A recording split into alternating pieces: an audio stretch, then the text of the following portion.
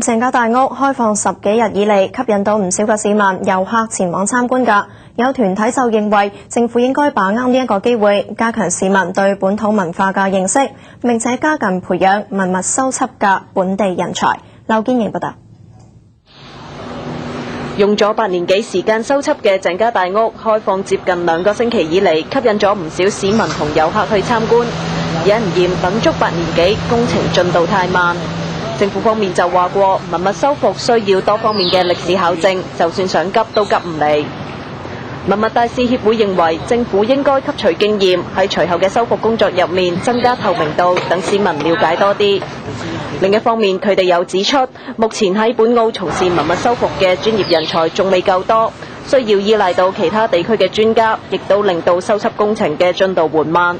認為政府同大學係時候培育有關方面嘅人才。澳門大學將會遷去橫琴啦，咁將來其實應該有一個好足夠嘅條件去開設翻啲例如建築學啊，或者考古歷史學方面嘅一啲嘅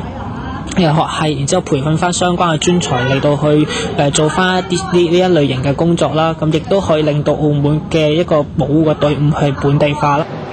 佢又期望政府喺鄭家大屋隨後嘅修復工作入面，可以收集更多有關嘅歷史資料，提供俾市民，等佢哋對文物嘅內涵有更深嘅認識。澳門電視台記者劉建瑩報導。